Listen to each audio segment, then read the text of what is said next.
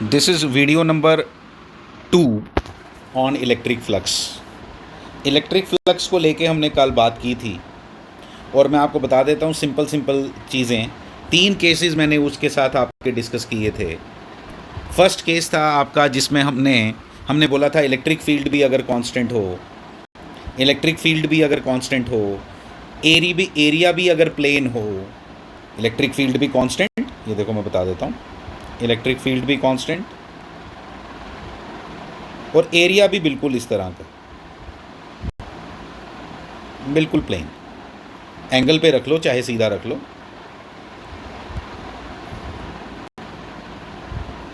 ऐसा।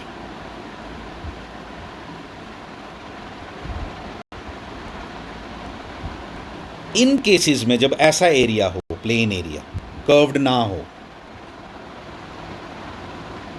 Electric field constant हो, तो फ्लक्स निकालने के लिए डायरेक्ट फॉर्मूला यूज करना है आपने। क्या डायरेक्ट फॉर्मूला यूज करना है आपने? E vector dot A vector. Second case, अगर इलेक्ट्रिक फील्ड कांस्टेंट ना हो, यूनिफॉर्म ना हो, जब गैप बिटवीन द लाइंस मैंने सेम नहीं ना बनाया यहां, इसका मतलब ये नॉन यूनिफॉर्म है। एरिया लेकिन प्लेन हो, एरिया अगर आपका प्लेन ही हो,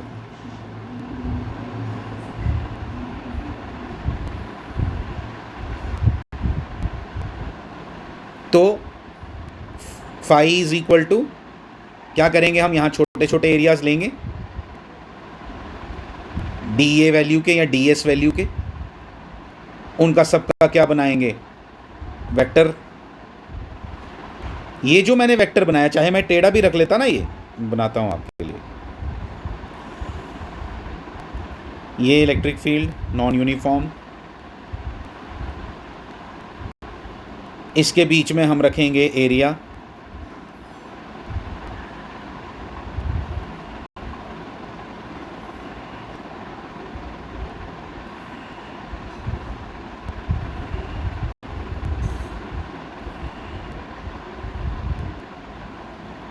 ठीक है। इस एरिया का नॉन यूनिफॉर्म है, इसलिए मुझे क्या करना पड़ेगा? मुझे छोटे छोटे एरियाज इसमें लेने पड़ेंगे।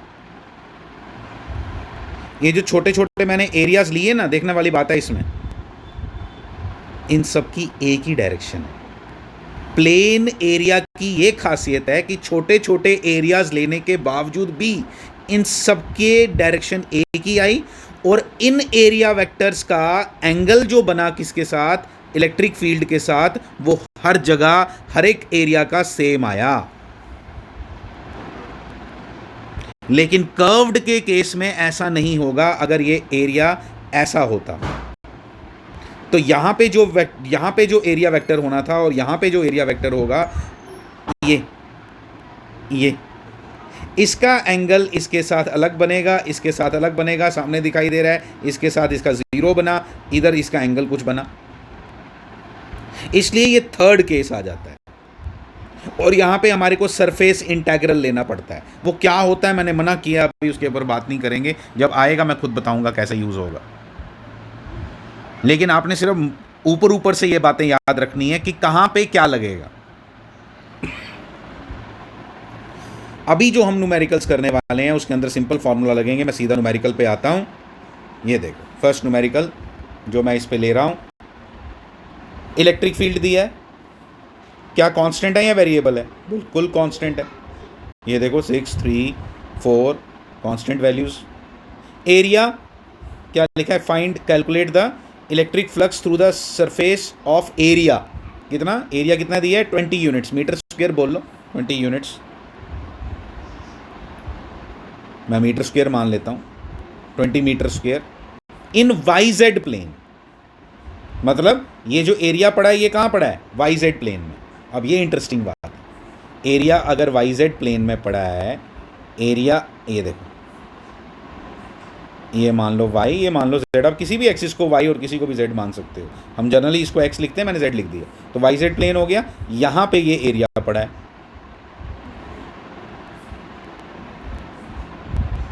तो इसका एरिया वेक्टर कहां होगा? इसका एरिया वेक्टर ये होगा, डॉट बाहर की तरफ। यानी कि एरिया वेक्टर जो है वो क्या है? 20 आई कैप। 20 आई कैप मैंने सॉल्व किया हुआ है, मैं दिखा देता हूं आपको। ये देखो, ये आ गया आपका इलेक्ट्रिक फील्ड, ये आ गया आपका एरिया वेक्टर। डॉट प्रोडक्ट लेना है, एरिया भी कांस्टेंट है, मतलब अगर जब एरिया कांस्टेंट दिखाई दे रहा है ना यहाँ पे, इसका मतलब क्या? कर्व्ड नहीं है। हर एक एरिया एलिमेंट, छोटे से छोटा एरिया एलिमेंट जो है उसकी सबकी डायरेक्शन क्या है? आई कैप है, यानी कि सीधा है। और जब इसके साथ इसको डॉट प्रोडक्ट लेंगे, जे और के इसके अंदर प्रेजेंट नहीं, वो ज़ीरो हो जाएंगे। 6 × 20 120, और ये मैंने बोला मीटर स्क्वायर। अगर मीटर स्क्वायर नहीं जैसे यूनिट्स में लिखा था, फिर आपने यहाँ कोई यूनिट नहीं लिखने, फिर आपने आंसर भी यूनिट से लिखना। लेकिन जब यूनिट्स लिखे, यूनिट्स देखो कैसे आए। इलेक्ट्रिक फील्ड के यूनिट पता है ना आपको, न्यूटन पर कूलम को मीटर स्क्वायर से मल्टीप्लाई कर दिया। वोल्ट पर मीटर भी हमने सुने हैं, तो वोल्ट पर मीटर को भी मीटर स्क्वायर से मल्टीप्लाई कर दिया, तो क्या बन गया? Volt meter. यूनिट इंटरेस्टिंग है, अच्छे से याद रखने हैं। याद नहीं रखने, फार्मूला याद होना चाहिए। फार्मूला जब करोगे तो याद हो जाएगा, रट्टा तो ना मानना है। ठीक है, आगे बढ़ेंगे। ये क्वेश्चन, इस क्वेश्चन में क्या दिखाई दे रहा है? देखो मैं बताता हूँ। ये एक सर्कुलर रिंग है, फिर ये सर्कल क्यों नहीं दिखाई दे रहा? कारण आपको पता है। अगर मैं इस तरह से फिर से दोबारा से इसकी एक्सिस ऐसे बना लूँ,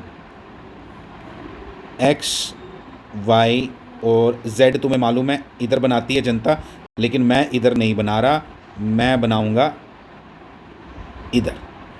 ये आ गई जेड एक्सिस। जब ये जेड एक्सिस आ गई, वाई और जेड आ गए, ये आपकी रिंग कहाँ पड़ी है? डिस्क कहाँ पड़ी है? ये डिस्क आपकी पड़ी है वाई एक्स जेड प्लेन में। कहाँ? एक्स जेड प्लेन में। ये बड़ा इंटरेस्टिंग है, ये एक्स जेड प्लेन में पड़ी है। इलेक्ट्रिक फील्ड कहाँ है? वो तो एक्स वाई प्लेन में ही है, वो तो एक्स वाई प्लेन में ही है। रिंग कहाँ पड़ी है? या इधर खड़ी है, इस पेपर के ऊपर खड़ी है वो रिंग। आप एक कड़ा लो, कड़ा खड़ा कर दो इसके ऊपर, एक्स के ऊपर खड़ा कर दो, हॉरिजॉन्टल नहीं वर्टिकल रखो, एक्स एक्सिस के ऊपर। ये मतलब है इसका। अब इसको कैसे सॉल्व करेंगे? सॉल्व करने के लिए दो मेथड से मैंने इस क्वेश्चन को सॉल्व किया, आपको ज़्यादा क्लैरिटी लाने के लिए। आप देखोगे बड़े अच्छे से, एक एक चीज़ क्लियर हो जाएगी आपको। देखो, ई डॉट ए लिया है पहले मैंने। क्या लिया है? E dot A. E dot A लेने के लिए क्या किया मैंने अभी आपको बोला, ये इलेक्ट्रिक फील्ड कहाँ पे है? एक्स वाई प्लेन में, यानी कि जेड कंपोनेंट इसका बिल्कुल नहीं है। जेड कंपोनेंट नहीं है तो के नहीं आएगा। ठीक है, के नहीं आएगा। देखो क्या लिखा है, देखो इलेक्ट्रिक फील्ड देखो कैसे लिखा है, 10 cos 37, 10 sin 37। कंपोनेंट ले लिए साइन और कॉस, आई और जे लगा दिया, आपको आता है ये सब। और एरिया 4 पाई आर स्क्वायर, तो R2 दिया हुआ है तो 4 पाई हो गया। जे कैसे लिखा आपको पता चल गया। ये मैंने कहाँ बोला, रिंग कहाँ पड़ी हुई है? एक्स जेड प्लेन में, यानी कि इसका जब परपेंडिकुलर ड्रॉ करेंगे तो वो कहाँ पे आएगा? वाई में। तो वाई में आएगा तो किससे रिप्रेजेंट किया? जे कैप से। आपको मैंने अभी बोला एक कड़ा लो या अपनी बैंगल लो, किसके ऊपर रख दो? उसको रख दो एक्स एक्सिस के ऊपर। लेकिन कैसे रखोगे? वर्टिकल रखोगे। जब वर्टिकल रखोगे तो क्या बोलोगे? वो रिंग, वो बैंगल कहाँ है? वो बैंगल है एक्स जेड प्लेन में। तो डैट मीन्स कि उसका परपेंडिकुलर घुसा दो उसके अंदर, पेन एक उस बैंगल के बीच में, वो उसका एरिया वेक्टर है। वो कौन सी डायरेक्शन दिखा रहा है आपको? Y axis. पॉजिटिव वाई भी ले सकते हैं, नेगेटिव वाई भी ले सकते हो, आपकी मर्जी है, लेकिन हम पॉजिटिव ही लेते हैं। जब अपनी मर्जी है तो फिर हम पॉजिटिव ही लेंगे। तो हमने 4J ले लिया। इन दोनों को अब हमने सॉल्व किया है, आप देख सकते हो सब चीज़ें आपको क्लियर हैं। कैसे लिया आपको मालूम है, मैंने 10 से मल्टीप्लाई, J है ही नहीं, J को J से मल्टीप्लाई करना है बस, I है नहीं, I वाला 0 हो जाएगा। और सिर्फ ये कौन कौन मल्टीप्लाई होंगे? ये और ये मल्टीप्लाई होंगे। तो क्या आंसर बन गया? 10 sin 37 कितना होता है? 3/5। ये लिखा है मैंने। 4 × 10 मैंने लिख दिया 40 पाई। और जब इसको सॉल्व किया तो क्या बन गया? 24 पाई। ये मैंने एक मेथड से सॉल्व किया, फिर मैंने दूसरे मेथड से भी सॉल्व किया। दूसरे मेथड से भी देखो आप, दूसरे मेथड से मैंने जब देखा तो क्या मिला मुझे, अब मैं को बताता हूँ। दूसरे मेथड से जब मैं सॉल्व करूँगा तो मैं क्या करूँगा, मैं कहूँगा आपसे कि बताओ एरिया वेक्टर कितना एंगल बना रहा है किसके साथ? एरिया वेक्टर कहाँ है? वाई एक्सिस में। तो वो कितना एंगल बना रहा है? वाई एक्सिस में है वो कितना एंगल बना रहा है इस इलेक्ट्रिक फील्ड लाइंस के साथ? वो बना रहा है 53 डिग्री। कितना बना रहा है 53 डिग्री। अब देखो मैंने क्या लगाया फार्मूला, देखो ध्यान से, ई डॉट ए, दूसरा फार्मूला यूज़ किया मैंने, नहीं आई जे में कन्वर्ट किया मैंने, सीधा ये वाला लगा लिया, ई का मैग्नीट्यूड, ए का magnitude, cos of theta, angle between them, ये डॉट प्रोडक्ट का फॉर्मूला होता है। आई जे में डील करना हो तो वैसे, इसमें ऐसे। तो ई कितना दिया है आपको 10, ए कितना दिया हुआ है 4 पाई अभी निकाला हमने, फिर थीटा कितना मैंने अभी बताया आपको 53 डिग्री। 53 डिग्री आपको समझ आना चाहिए, 53 डिग्री आपको समझ, मैं दोबारा समझा देता हूँ अगर नहीं समझ आया तो। ये देखो, ये देखो, ये वाई एक्सिस है, ये ऐसा आ गया, ये एक्स, ये वाई, एरिया वेक्टर कहाँ है, यहाँ। इलेक्ट्रिक फील्ड कितना एंगल बना रहा है एक्स एक्सिस के साथ, एक्स एक्सिस के साथ कितना बना रहा है 37 डिग्री, तो वाई के साथ कितना बनाएगा, ये देखो इधर सेपरेट कर लो, एरिया वेक्टर, ये वाई एक्सिस, इलेक्ट्रिक फील्ड कितना एंगल बना रहा है यहाँ 37 डिग्री, तो एरिया वेक्टर के साथ यानी वाई एक्सिस का कितना बनाएगा 53 डिग्री, तो इसलिए कॉस 53 डिग्री। दोनों मेथड से आना चाहिए, सेम आंसर आएगा, हो ही नहीं, अगर आंसर डिफरेंट आता तो मतलब हमारा कॉन्सेप्ट ही ख़राब है सारा। Thank you very much.